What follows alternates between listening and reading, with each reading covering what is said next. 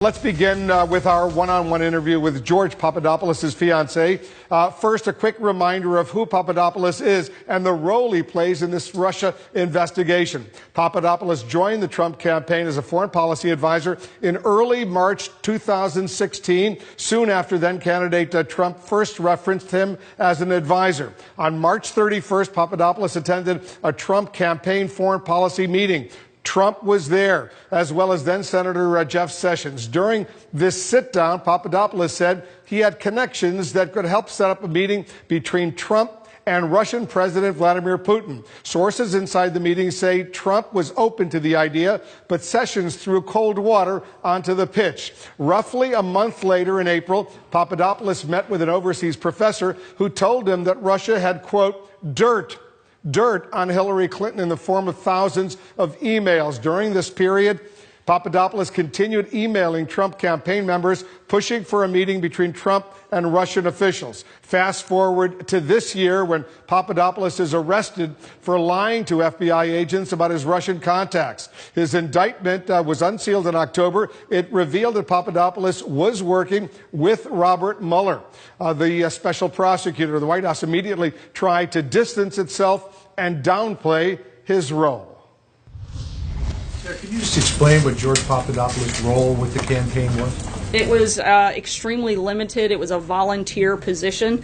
And again, no activity was ever done in an official capacity. He reached out and nothing happened beyond that, which I think shows, one, his level of importance in the campaign, and two, shows what little role he had within coordinating anything officially for the campaign. Papadopoulos' fiancée is pushing back today. Our justice correspondent, Pamela Brown, sat down with her. Pamela's with us right now. So what did she tell you, Pamela? Well, this is the first time we're hearing George Papadopoulos' side of the story since the plea deal was released, and it's through his fiancée, Simona Magenta. She wanted to share things that Papadopoulos himself has not been able to discuss because, on the advice of his lawyers, he is not speaking publicly with the media as he awaits sentencing. His fiancée, an Italian national who says she too was interviewed by the FBI in relation to the Russia investigation, strongly refutes, push back against claims by White House and campaign officials that Papadopoulos only acted on his own without campaign approval, and he was nothing more than a coffee boy.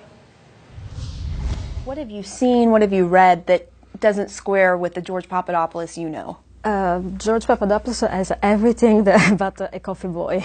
Is an outstanding personality, is very educated, articulated, and even his contribution to the campaign has been much more relevant than bringing coffee. Why do you think the White House was so quick to come out and call him a coffee boy or a low-level volunteer?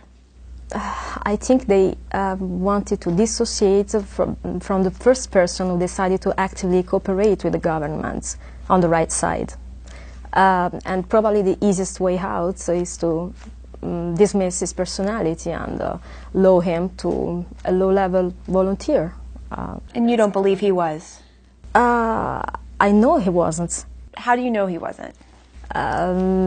He shared with me some details about his contribution to the campaign. You say that he was consistently in touch with these high-level campaign officials. Yes. What was his interaction with Michael Flynn? He was in contact with Michael Flynn, and he worked with Michael Flynn during the transition, and he was actively contributing to develop the foreign policy strategies for the campaign, and he didn't take any initiative on his own without campaign approval.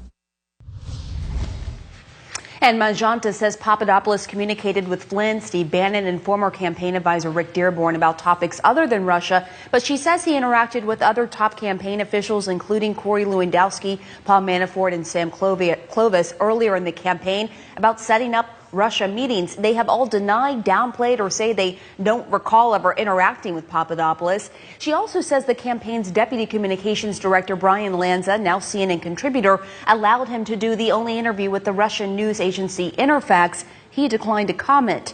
As Papadopoulos awaits his sentencing, she says she hopes President Trump will pardon him. Well, if the White House has not provided comment.